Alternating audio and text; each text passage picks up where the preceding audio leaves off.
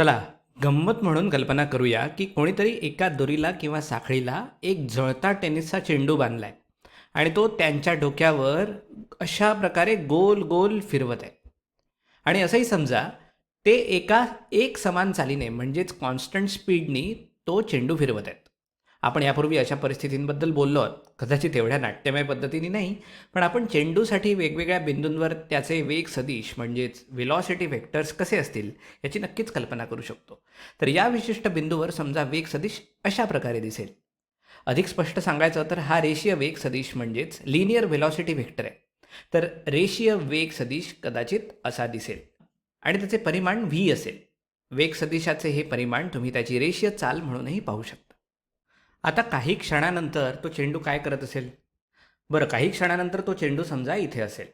आपण यातली गंमत घालवायची नाही आहे, त्यामुळे तो अजूनही जळतो आहे असं मानूया आणि तो अजूनही आपल्या साखळीला इथे जोडलेला आहे. पण आता त्याचा वेग सदिश कसा असेल? आपण असं मानलं आहे की त्याची चाल एकसमान आहे, एक समान रेषीय चाल आहे, त्यामुळे त्याचे परिमाण तेच राहील, नाही का? पण आता त्याची दिशा त्या बिंदूवरील वर्तुळाकार मार्गाला स्पर्शिकेच्या दिशेने म्हणजेच टँजेन्शियल असेल. त्यामुळे आता आपल्या वेगाची दिशा बदललेली आहे. आता वेगाच्या दिशेतील या बदलाचा विचार करायचा झाला तर सुरुवातीला हे थोडं विचित्र वाटू शकतं. कारण जेव्हा आपण पहिल्यांदा त्वरण म्हणजेच ॲक्सेलरेशनचा विचार करतो तेव्हा आपण सहसा वेगाचे परिमाण बदलण्याचा विचार करतो. पण परिमाण तेच ठेवून फक्त दिशा बदलणं यातही त्वरण असतंच. आणि सुरुवातीला त्या त्वरणाची दिशा कोणती असेल हे समजणं थोडं कठीण जातं. पण जर मी हा दुसरा वेग सदिश घेतला आणि तो इथे हलवला आणि अगदी त्याच बिंदूपासून सुरू केला, तर तो काहीसा असा दिसेल. थांबा, हे मी ना असा दिसेल तो. हे थोडा वेगळ्या रंगात काढूया आपण, म्हणजे तो नीट दिसेल आपल्याला. तो स्पष्ट दिसेल वेगळ्या रंगात काढला तर. तो काहीसा आपल्याला असा दिसेल.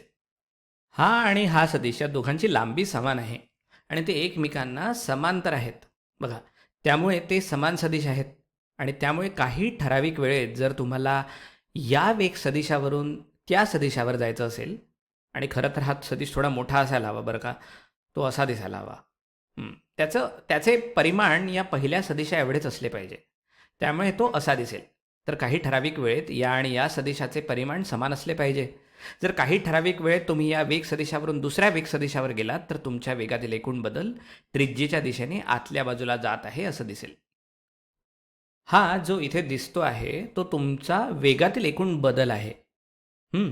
आणि म्हणूनच आपण इतर व्हिडिओंमध्ये अभिकेंद्रित त्वरण म्हणजेच सेंट्रिपिटल ॲक्सेलरेशन या संकल्पनेवर चर्चा केलेली आहे.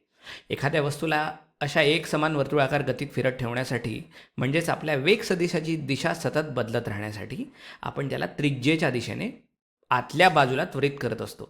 यालाच आपण अभिकेंद्रित त्वरण किंवा आतल्या दिशेने असणारे त्वरण म्हणतो. आणि त्यामुळे प्रत्येक क्षणी तिथे आतल्या दिशेने एक त्वरण असते. या त्वरणाचे परिमाण आपण साधारणपणे ए लिहून त्याच्या खाली लहान अक्षरात सी असं दर्शवतो. इथे सी म्हणजे सेंट्रिपिटल. काही वेळा तुम्हाला एच्या खाली आर लिहिलेलं दिसेल, त्याचा अर्थ रेडियल होतो, पण या संदर्भात आपण सेंट्रिपिटल हा शब्द वापरणार आहोत. आता जेव्हा आपण या अभिकेंद्रित त्वरणाबद्दल बोलत होतो तेव्हा तुम्हाला न्यूटनचा पहिला नियम नक्कीच आठवत असेल आणि त्यावरून एक प्रश्न पडला असेल. न्यूटनचा पहिला नियम आपल्याला असं सांगतो की जोपर्यंत एखाद्या वस्तूवर कोणतेही बाह्य किंवा परिणामी बल कार्य करत नाही तोपर्यंत त्या वस्तूचा वेग म्हणजेच त्याचे परिमाण आणि दिशा बदलणार नाही.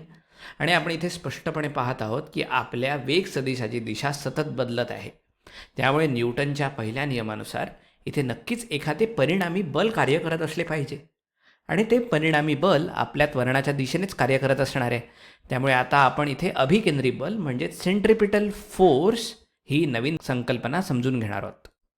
तर हे अभिकेंद्री बल वस्तूला आतल्या दिशेने त्वरित करत असते. त्यामुळे हे अभिकेंद्री बलच आपल्या अभिकेंद्री त्वरणाला कारणीभूत असते. इथे आपण एफ लिहून त्याच्या खाली सी असं लिहूया. ठीक आहे. हे आपल्या अभिकेंद्री बलाचं परिमाण म्हणून पाहता येईल. आणि या दोन गोष्टींचा एकमेकांशी कसा संबंध असेल बरं? हे थेट न्यूटनच्या दुसऱ्या नियमावरून स्पष्ट होतं. हे काही नवीन किंवा वेगळ्या प्रकारचं बल नाही आहे.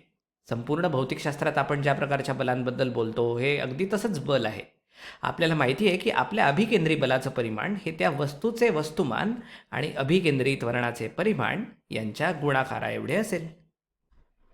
तुम्हाला हवं असल्यास तुम्ही यावर सदिश म्हणजेच वेक्टर दर्शवणारी खूण देऊ शकता. तुम्ही हे असंही लिहू शकता. पण आपल्याला अभिकेंद्री बल आणि अभिकेंद्री त्वरण यांची दिशा माहिती आहे. ती आतल्या बाजूला असते. आता आतल्या बाजूला याचा अर्थ काय? तर वेगवेगळ्या बिंदूंवर बाणाची नेमकी दिशा वेगवेगळी असेल, पण चेंडूंच्या कोणत्याही स्थानासाठी आतली दिशा कोणती असेल हे आपल्याला संकल्पनात्मकरित्या नक्कीच माहिती असतं. तर ही संकल्पना नीट समजून घेण्यासाठी आपण हे पाहत आहोत. अभिजात यामिकीमध्ये म्हणजेच क्लासिकल मेकॅनिक्समध्ये अभिकेंद्री त्वरण असंच कुठूनही अचानक येत नाही.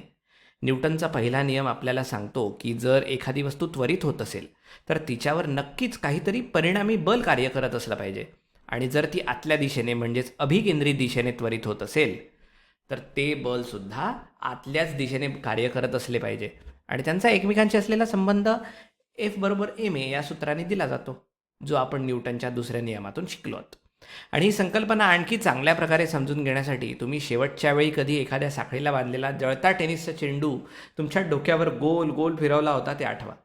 तसं करण्यासाठी म्हणजे तो चेंडू असाच गोल फिरत ठेवण्यासाठी आणि त्याला सरळ रेषेत उडून जाण्यापासून रोखण्यासाठी तुम्ही ती साखळी सतत आतल्या बाजूला खेचत राहता, जेणेकरून तो जळता चेंडू जाऊन एखाद्या भिंतीला आदळणार नाही आणि तिथे आग लागणार नाही. आणि अशा प्रकारे त्या जळत्या टेनिस चेंडूला त्याच्या एकसमान वर्तुळाकार गतीत फिरत ठेवण्यासाठी तुम्ही ते अभिकेंद्री बल लावत असता.